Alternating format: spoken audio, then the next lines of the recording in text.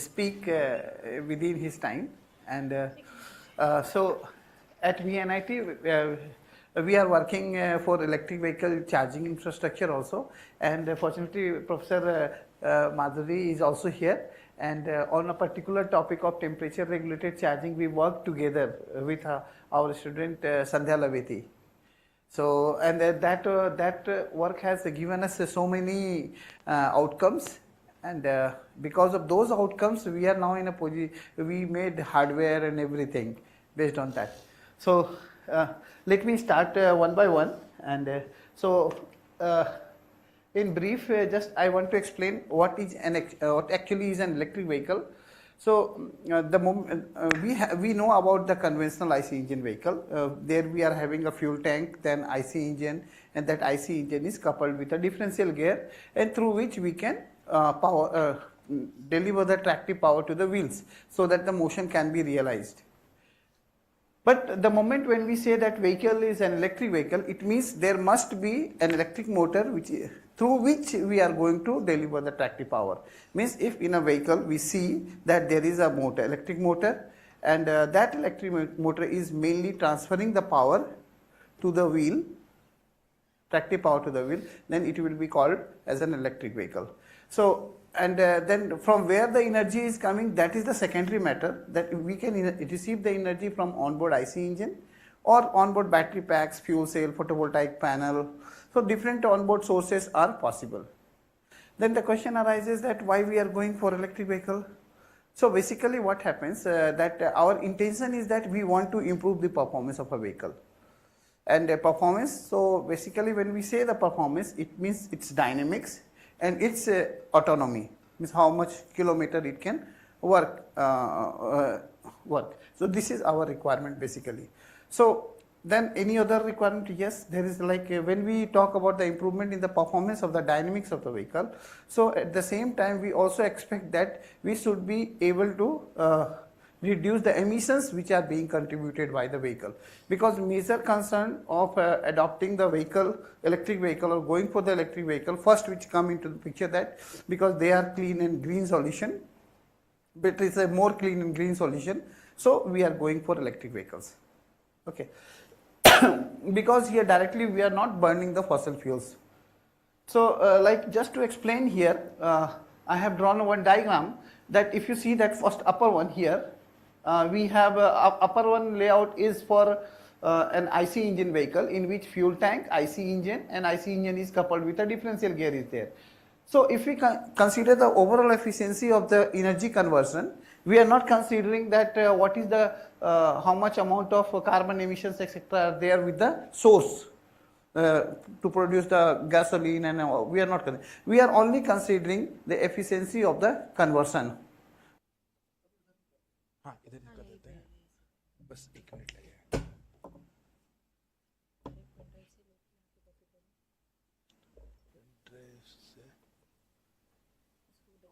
ये कौन सा वाला ये ऊपर डेस्कटॉप पे कॉपी कर लो मैं पॉइंटर पीडीएफ वाला ना नहीं ये माउस है ना चलिए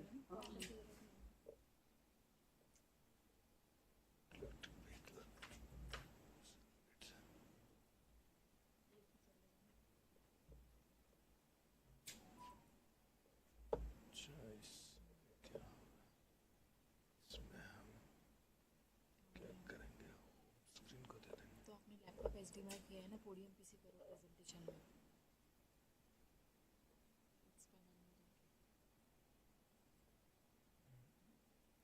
यहाँ पे जाके यहाँ पे पोडियम पे presentation podium piece podium camera है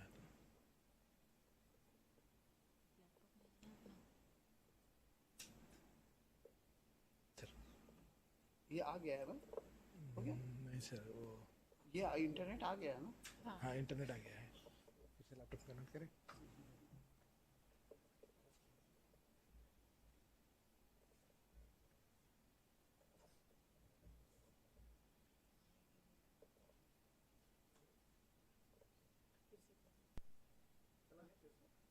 आ जाएगा हाँ अभी आ जाएगा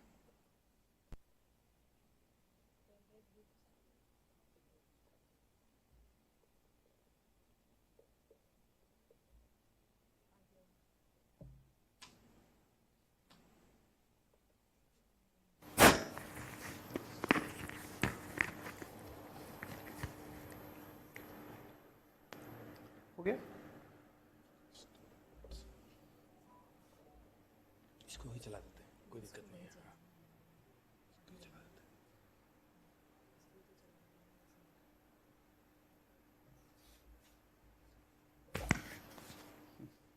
माउस का pointer they.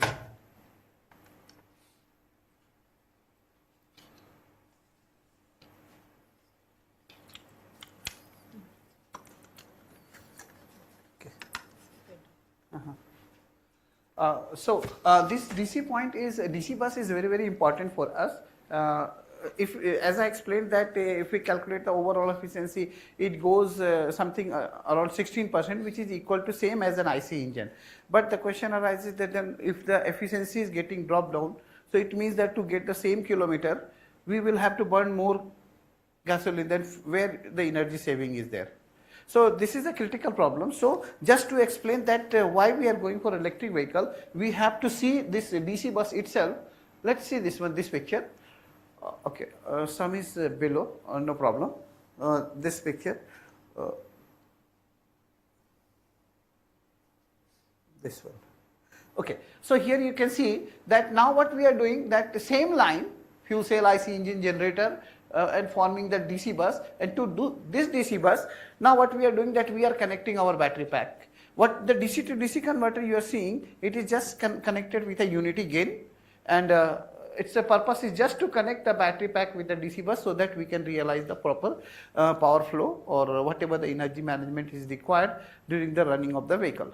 For that purpose it is there, or energy recovery. So you see here in this case, now from fuel tank to this DC bus, what is the efficiency of this IC engine line? It is same 19%, 18.62, and from battery to this DC bus, what is the efficiency? 97%. Now let us consider that we decided that we will take from 80% of the energy from the battery pack and then 20% from the IC engine.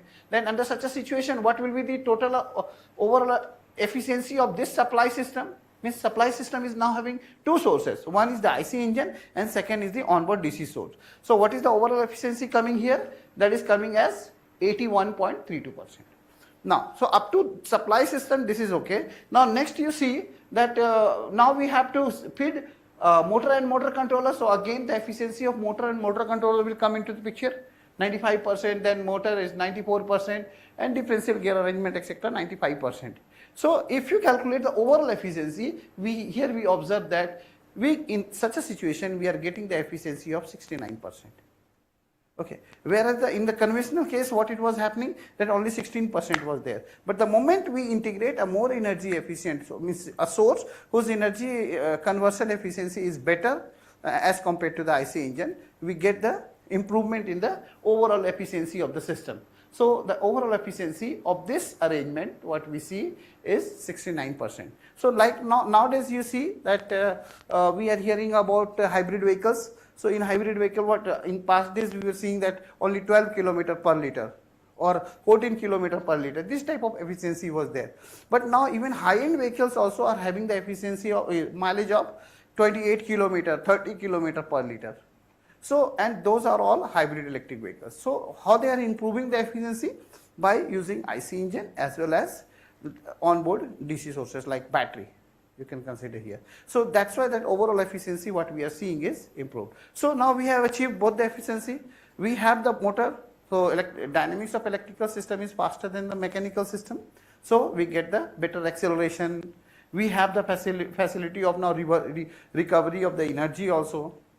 And at the same time, because the overall efficiency of the system is increased to 69%, you see. So what happened? To get the same kilometer mileage, now we have to use the lesser fuel as compared to the previous case. So what happened that by this way, we have reduced the emissions which are contributed by the vehicles. Okay. So this arrangement, what you are seeing, it is an example of a series hybrid electric vehicle.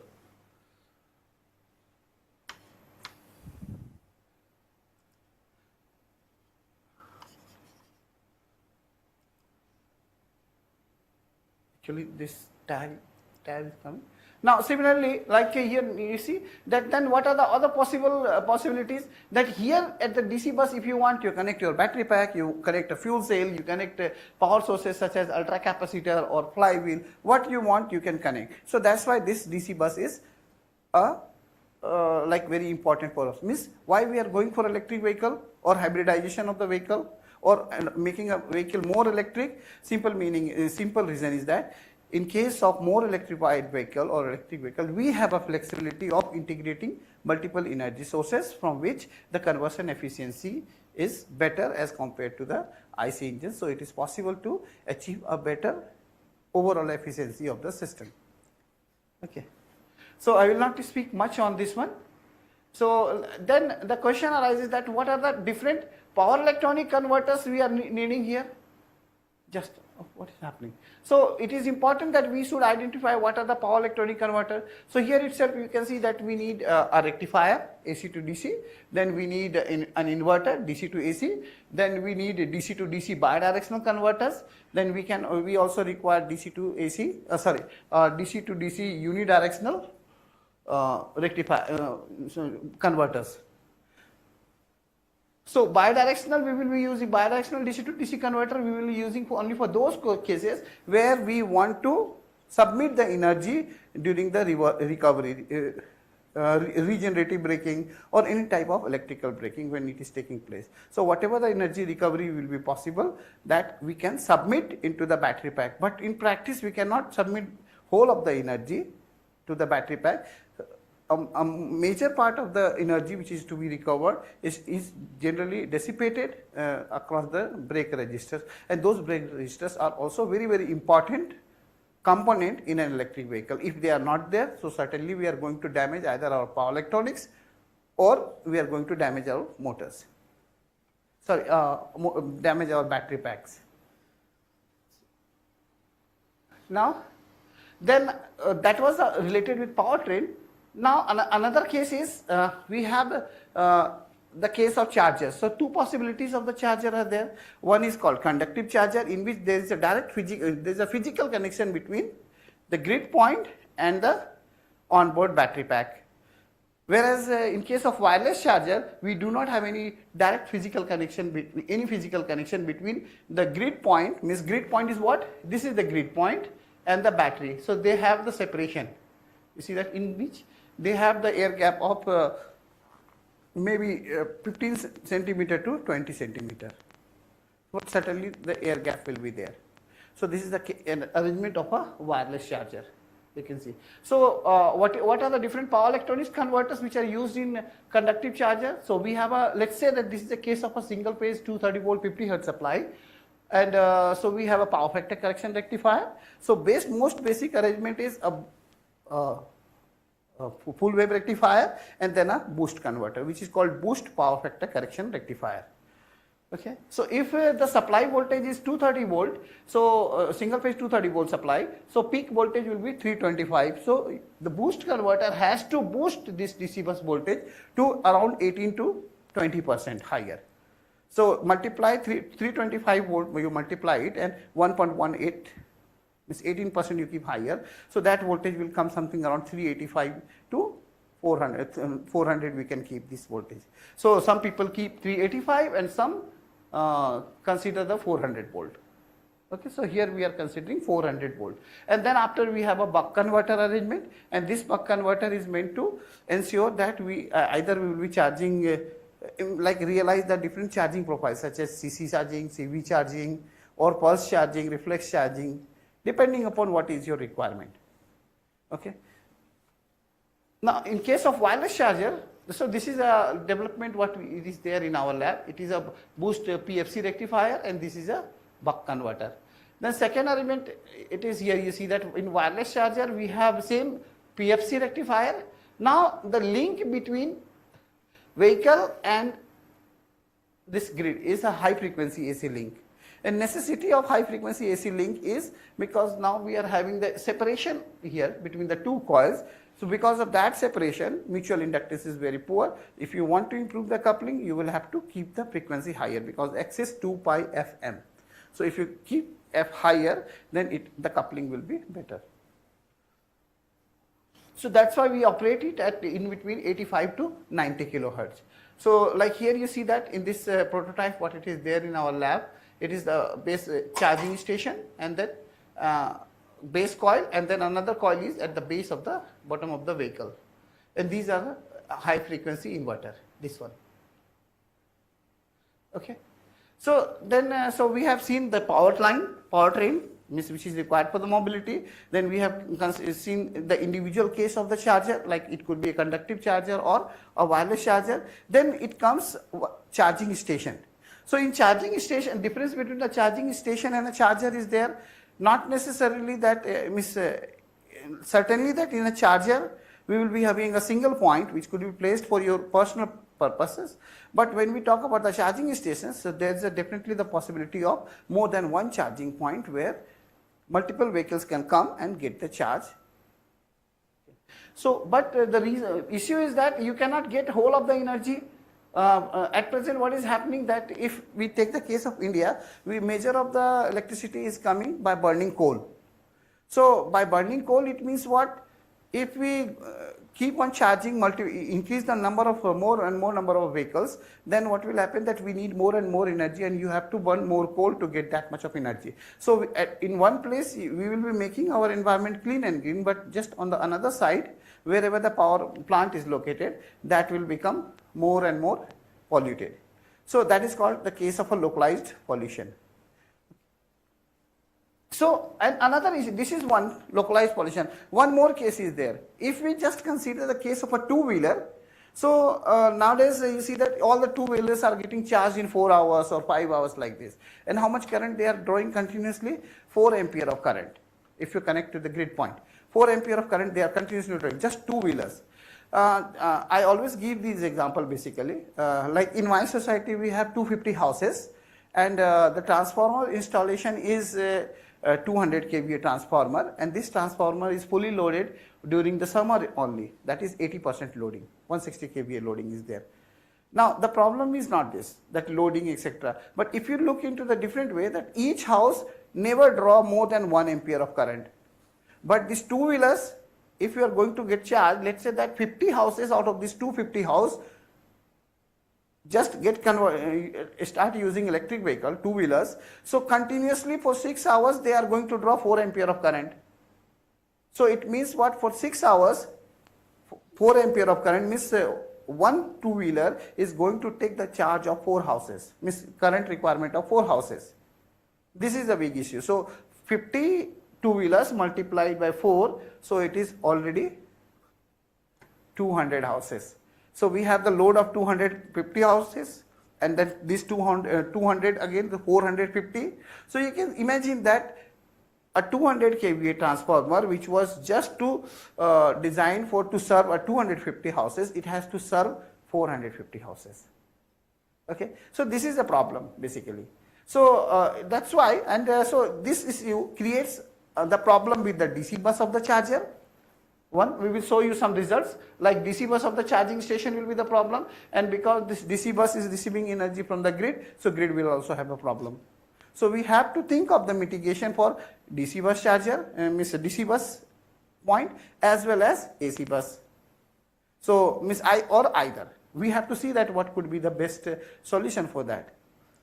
So it is better like that, then how to charge the vehicle? It is better we have the separate installation for EV charging. So like here we have carried out one project with we had a India-European Union project under Horizon 2020. So in that our task was to deploy 15 kilowatt charging station, which is to be fed by battery energy storage, because there is no grid available. So this is the solution. So certainly this type of solution could be good for the societies, that they must have a separate PV installation, so that we should not take the energy from the grid itself. Okay, but like if you see in the current situation nowadays, what is happening is we are having the solar installation, but no storage is there. No storage is there. It means what? We are generating energy day hour, definitely during the sun hour, definitely we are not charging our vehicle, rather we are submitting energy to the grid. Okay, so this submission is done. But during the evening hour, we are doing the same thing. We are receiving the energy from the same bus. So that's why there is a use of or importance of the storage system comes into the picture. So two types of basically storage is possible here. Like basically three types of storage you can see. One storage is we can store the energy in battery pack. So that is again a costly affair. And because after 3 years or 4 years or maybe more, we have to change the battery pack. And then second case arises that why not to store this energy, like use the hydrogen mission. So we have the solar during the sun hour, but we are not utilizing it. So we can produce the hydrogen, like you see that second diagram is there here. Here you see. So this is solar installation is there. Then we are using powering the electrolyzer to produce hydrogen. These hydrogen are stored in canisters, which is like it could be a metal hydride based canisters where we can store the hydrogen. And these canisters, these storage can also be used as a hydrogen swapping station. So when the vehicle will go there and they can take the energy and they can go immediately. And second thing is that if let's say that during the off sun hour, like when the sun is not there, we have the fuel cell arrangements. So through the fuel cell, what we can do that we can produce the electricity and then again submit back to the same DC bus. So now our charging station is capable of working during the sun hour as well as off sun hour. Okay. So this is the case, but of course the dynamics of the fuel cell is a bit slow, much slower as compared to the battery pack. So we need some storage arrangement also for the charging station. So it could be a battery energy storage. Of course, certainly in this case that we don't need a larger battery pack. Rather, like in the previous case you see here, we have a 72 kilowatt hour battery pack. So this was sufficient to meet the energy requirement for coming 6 to 7 hours during the off sun hour with 50% depth of discharge. So means if there is no sun for one day, means cloud etc. is there, so next day at least we will be able to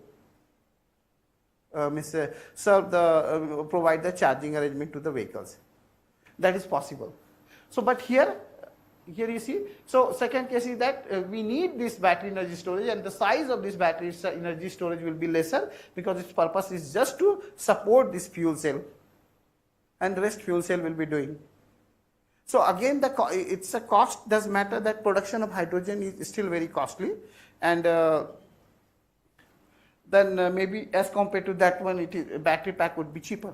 So it is like we have to think for the trade-off, like which could be the best solution and in what proportion utilization of the energy from the hydrogen and the onboard battery packs which are there in the charging station. So important thing is that in the charging station we have lot of space also. So like one question was that we can use battery energy storage, and at the same time we can have the flywheel arrangement also, like this type of arrangement. You can see in this picture, this type of arrangement can be there in the DC bus, in which from the DC bus you see that we are receiving energy through inverter and running the motor, and to this motor a high inertia disk is connected. So the moment some load is going to get connected, so what will happen that the bus voltage is going to drop down because the load is connected, because it is a CC charging. So heavy current you are going to draw. So bus voltage is going to drop down, but at this time what happens, that back EMF what is there with the motor is higher than the bus voltage. So a regeneration will take place. But at the same time what will happen, that this disk, because inertia is very high, so it will not let the speed go down. So what will happen, because of this, for some time you will be able to support your fuel cells, or if there is or your solar panel, if there is some immediate requirement of the current from the load side. So this in the charging station, use of this type of flywheel arrangement is also a good solution. Now third source, so we talk about, we have a charging station must be PV fed, fuel cell assisted and battery pack assisted. Third solution is also there. There is a solar thermal arrangement. Like in past it was quite popular, because you see that when we have the panels, So with the panel, what happens that the efficiency is something around 20%, something nowadays, in some cases even more. Okay, but what about the rest of the portion that is going to get dissipated as a heat also? So what we can do, that we can trap that heat, and below the charging, let's say that car parking is there, so below that a tank, okay, in that a fluid or a water can be arranged there, and that water can be heated up with this during the sun hour. And now different technologies are available for solar thermal arrangements, in which it is possible to trap the heat for even longer duration, maybe 3 months also. Okay, so what we can do, that this during the sun hour we are heating up the water, and during the off sun hour, low temperature turbines, micro turbines, etc., can also be used to generate electricity with this low temperature water what is there. So now in this case what will be happening? We will be having the sufficient amount of energy to charge our vehicle during the off sun hour. So we have different possibilities. PV, one, in place of grid. Second is the battery energy storage. Then third one is fuel cell. We can go for the fuel cell. And fourth one is the solar thermal arrangements. So these are the different possibilities with which it is possible that we can make our EV system or electric vehicle or e-mobility system more sustainable, in place of being dependent on the grid. So which energy vector is going to use, that is just a matter of investigation, and we'll have to investigate that. To comment on that, what could be the better solution? And okay, so now coming to the electric vehicle systems. So you see that here on the left side, on top, we decided that okay, we can segregate or divide our whole of the pure electric vehicle system we are talking at present. So electric vehicle system into 3 parts. You see that we are having traction system, supply system, control and monitoring system, and then external fourth part is the charge and battery pack will be there. But the moment fuel cell and photovoltaic panel will come, you will have a compulsion to use boost converters. Why? Because the nature of the output of solar panel or fuel cell is variable in nature. It depends either on the solar installation or on the load condition or hydrogen flow, on all those things. So under such a situation, we want to maintain a particular operating point. So with at least a fuel cell and photovoltaic panels, there is a compulsion that we will have to use boost converters.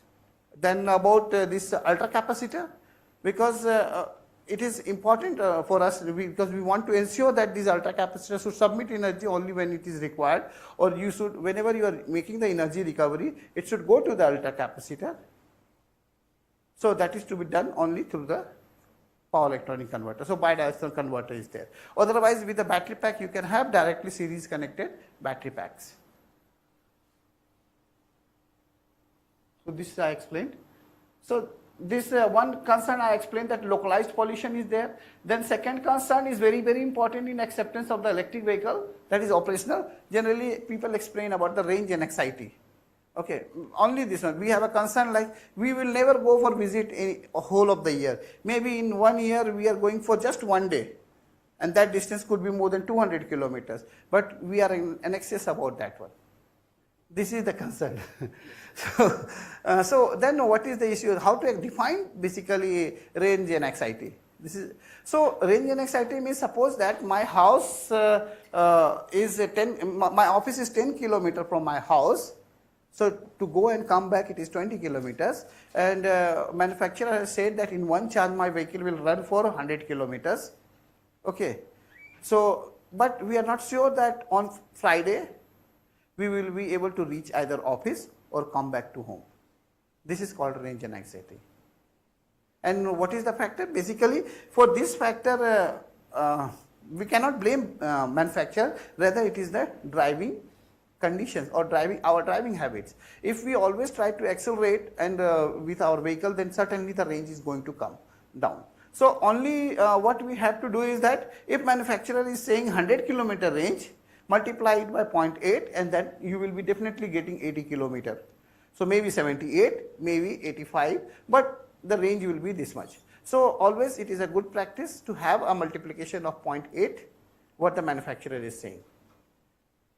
So that will give us always a safe situation. So with that, that range and anxiety problem will not be there. And even though if we don't want to like make a good practice of driving, then we will have to depend upon utilization of the power sources, such as like battery ultracapacitor system for mobility.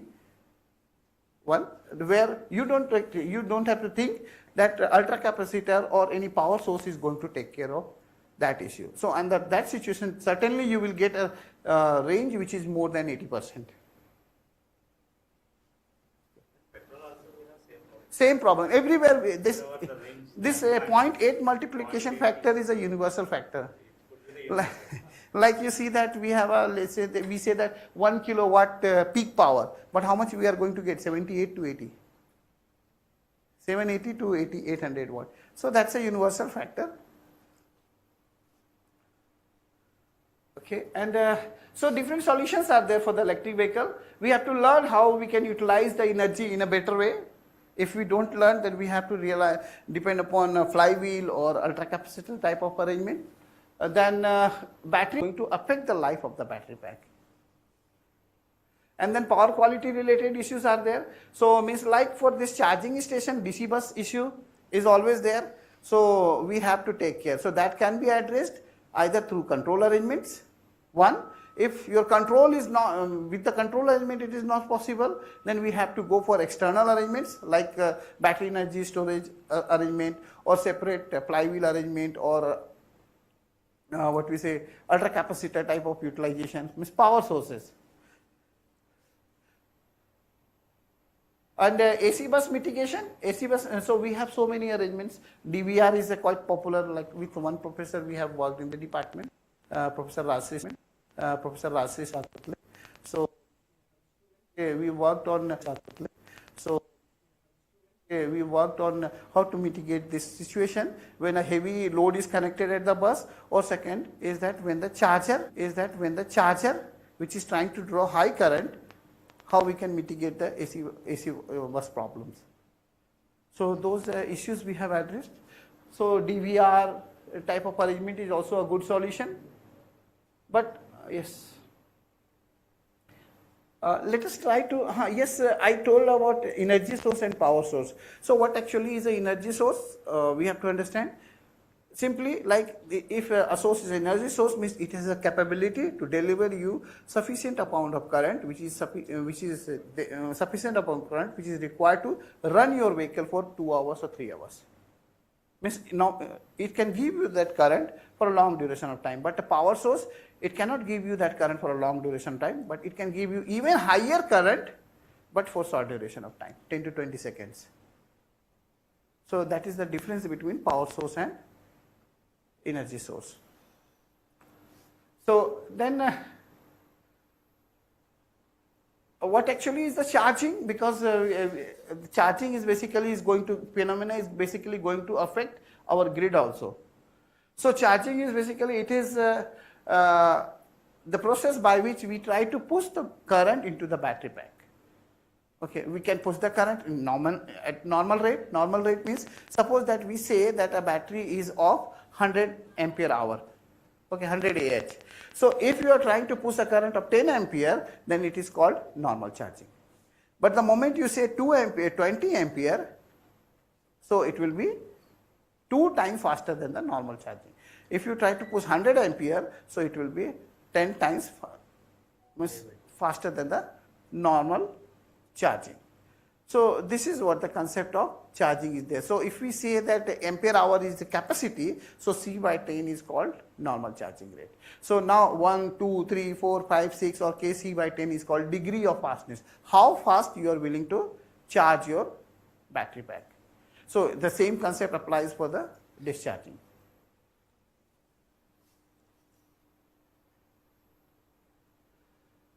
This is the charger, what I have explained, that it can have different conversion stages.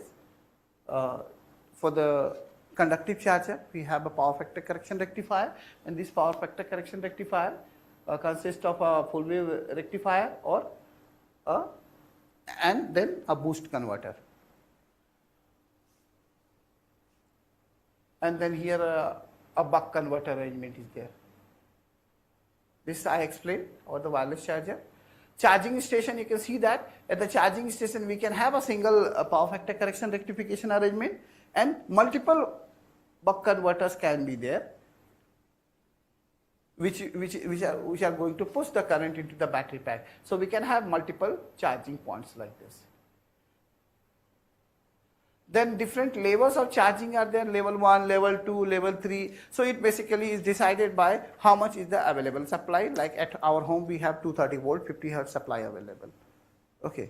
In some cases like we are having 3-phase 415 volt supply is also available. So wherever 3-phase supply will be there, so you can, it is possible for you to go beyond 3 kilowatt system.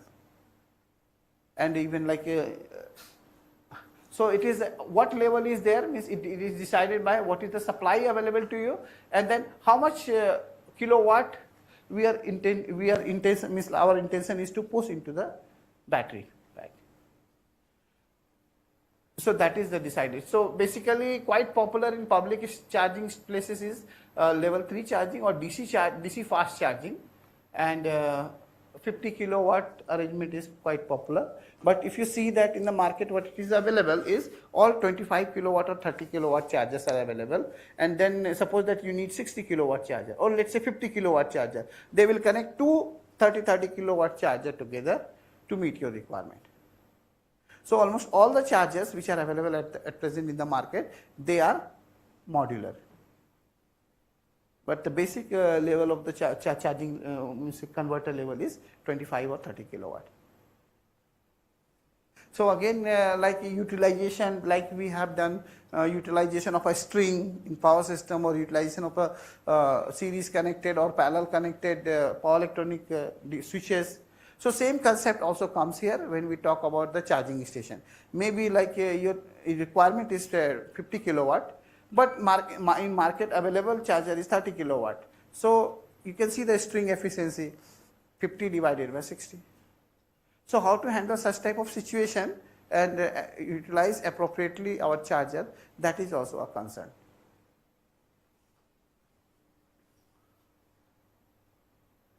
So as I explained, the charging can be static or dynamic, means when both the charging point and the vehicle are stationary, then it is called static charging. Of course, like charging point is not going to move, vehicle has to move. So in static charging, vehicle is stationary, and in dynamic charging, vehicle is going to move. So dynamic charging can be conductive, or it could be like we have a fast charging arrangement is quite critical from the stability of the grid point of view, because in a very short span of time you are trying to draw 300 kilowatt or 600 kilowatt of power from the grid. So that type of concern is always there.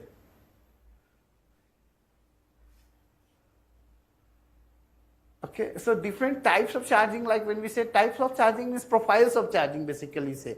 Profile means profile of voltage or current, what we are either going to apply across the voltage or going to inject into the, apply across the battery pack or going to inject into the battery. So when we are trying to inject a constant current into the battery by our control arrangement, then it is called CC charging. When we are trying to maintain a constant voltage across the battery pack by our control arrangement through power electronic converter, then it is called CV charging. Okay. Then we can have the mix of also. Up to a certain percentage of SOC, we go for constant current charging, and after that we maintain a particular voltage, a fixed voltage across the battery pack, just to stabilize its chemistry. Then we have other chargings like pulse charging and reflex charging. In pulse charging, we charge the battery for some time in constant current mode, and then we stop charging it, and then again we charge it. So stop charging is not necessary that you make it zero, you can reduce the charging level also. Nowadays hybrid vehicles are, I think they are following this one. In hybrid vehicle we don't need any external charging point, it is all integrated inside. So battery pack is getting charged through the IC engine itself or during the in recovery of the energy.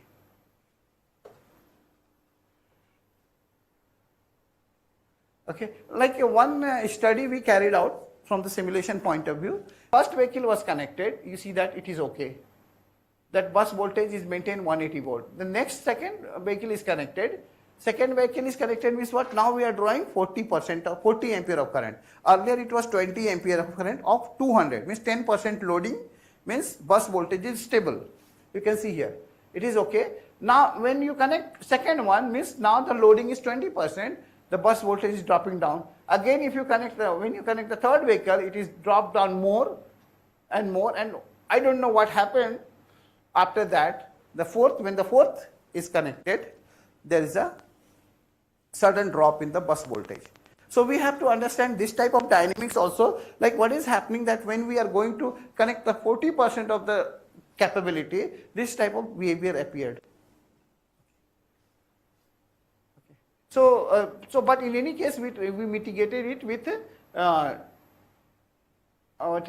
buffer arrangement, which could be a battery pack, or we can use the ultra capacitor. So the requirement was to regulate the DC bus voltage. Okay. Then some problem also occurs, like when the load is heavy. Let's say that I just I'm at the end of this presentation. So suppose that a load is very heavy, means suppose that during the running condition, vehicle is running, we are trying to draw heavy current, and suddenly you put a brake. Current requirement is not that much. You put a brake, so what will happen? Immediately the bus voltage is going to rise. So then what we will do? Suddenly the bus voltage is very high. So two approaches now is possible here. One, we work with the control arrangement to regulate the bus voltage, you see, bus voltage, or we need to dissipate this one with the help of a brake resistor.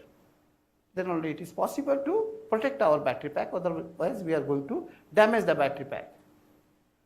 So we work for both the approaches. So next results I am just going to show you. Okay, this is one with a temperature, like you can see. When you see that this is K, degree of fastness, 2, 4, 6, 8, 10, like this one. So interesting thing is that charging temperature is 50 degrees Celsius. So whichever battery capacity it is, in which is a straight line is the change in the SOC, and this curve is rise in the temperature. So as per this curve, we can say that we cannot charge this battery pack more than 3.75 C by 10. Why? Because beyond that one, the temperature is going to rise to 50 degrees Celsius.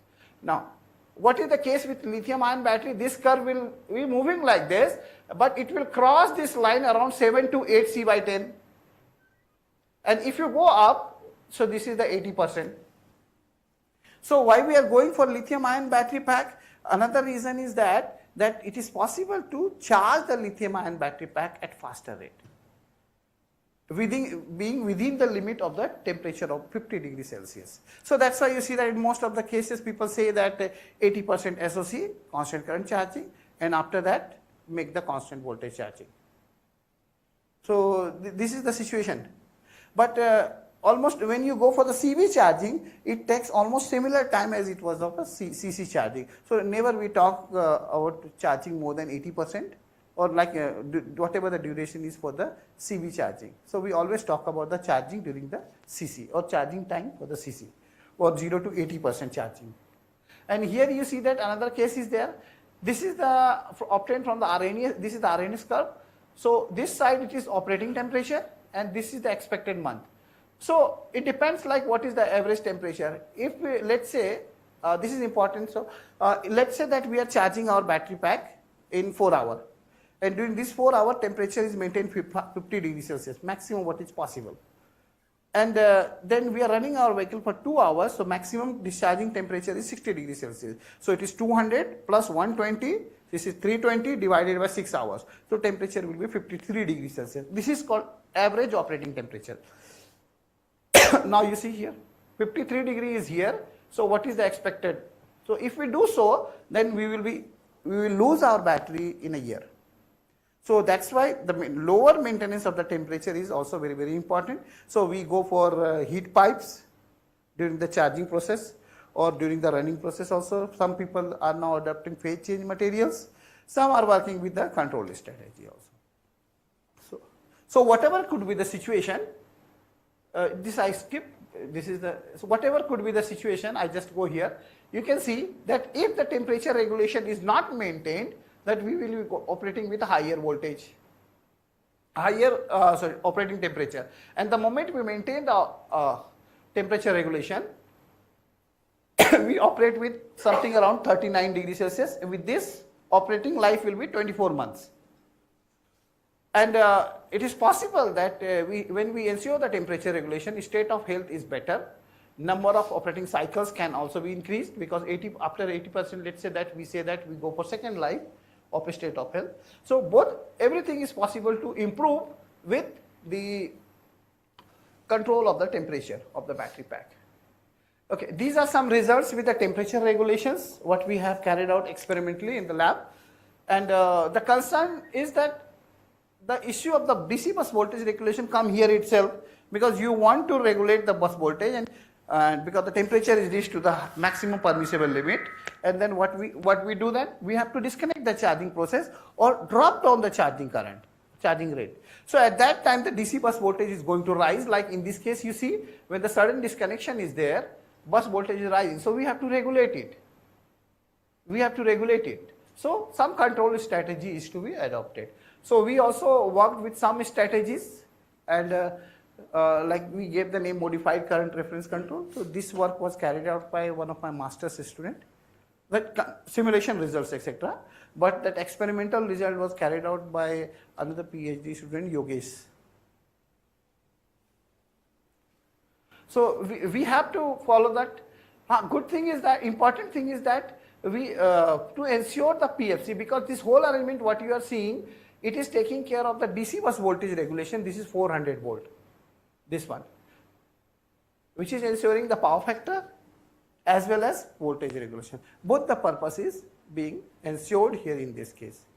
So by this way we can mitigate the bus voltage as well as meet the load requirement. So these are some results at the AC supply side. Supply side, you can see that when we are not doing any mitigation at the DC bus, no mitigation being done at the AC bus, then at that time what happens, you see that the bus is increasing, load bus voltage is increasing. You see the same result, it is increasing. And now when we enable our control, from the control point of view, we try to regulate it, not with extra battery pack or ultra capacitor. So you see that we are in a position to regulate, you can see that voltage, it is regulated. And the supply side also, this below one is the zoomed of this one. So the same problem is not appearing here now. So by this way, we are able to save the energy also, you can say, during the charging process, when you are disconnecting the supply. So that is all need to make the calculations and how much energy saving is there when this DC bus voltage regulation is also employed. So that is a very short duration, but that does matter. So these results are with the DC bus voltage regulation and power factor correction. Okay, so I stop here.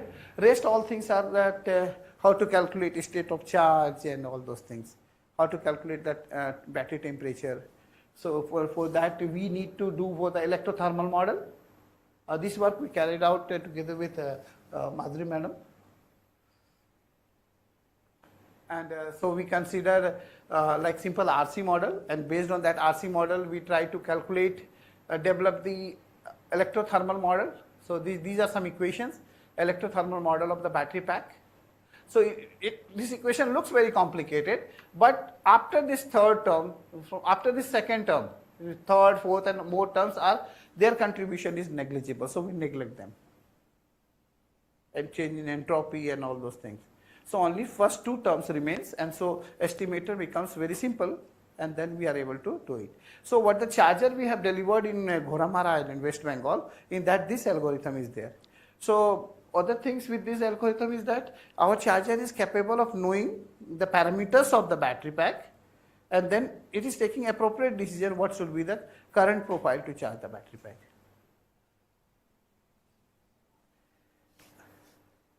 So with this I stop here. Sorry, I have taken more time, 30 more minutes I have taken. So any question, please ask me. Majorly it is focused on thermal based control. Thermal is one of the concerns because thermal is like your requirement. But to meet that requirement, we have to protect our power electronics also. So what the solution is on, problem is on board, same problem is on off board also. So what is the impact of the high temperature over the battery? So this, with respect to voltage, I'm talking. Temperature and battery temperature and voltage. with voltage we did not calculate, but yes, with current, high rate of current we calculated. Because most of the time we charge with constant current charging, and Heat dissipation. when you are doing CV charging, then current is going to drop down with time. So temperature problem is going to drop down. So that will not be a major problem, but the major problem is this side, constant current charging, up to 80% of SOC. Sir, in one of the slides, we have seen electrolyzer and fuel cells. First, very first one. Storage. Ah. Yes, sir. You see. So, it is okay. I mean, we are having this green hydrogen production through solar PV, Huh. but initial cost is very high. At present it is very, very high. At the same time, there are some safety issues with hydrogen production. There is no safety issue. You take that hydrogen canister and drop from the top of our academic block, nothing is going to happen. That cylinder is so protected and so rugged that storage of the hydrogen is not a problem. Then production of the hydrogen is costly. So, even it is okay if we come down from grid scale to distribution side also, there won't be any issue with safety. Because right now it is at grid scale level mostly hydrogen. Yes, yes. But if I am planning for distribution side for domestic consumers, It is possible. Like, I don't know, one company is there which work with hydrogen-based generators itself. Means they give you small electrolyzer and that small hydrogen generator. That, of course, that is a fuel cell based, and so you can keep it at your home and then you can use it. safety issues is still there. It's not like that Safety it's issue not is there. for even battery. You see that it is just like a bomb. When it blasts or it get fire, you have only option just run as far as you can go from the vehicle. You do not have any option. You cannot save. At least in if your petrol vehicle, if fire takes place, you can go for a fire extinguisher and suppress the fire also. But in electric vehicle, there is no option. Same situation with LPG also. So fire means fire.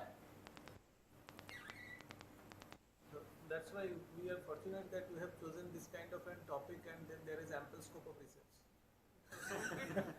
Safety. No, yes, here options are that which energy vector to be used in a better way, like hydrogen, how much from hydrogen, how much from battery, how much from flywheel.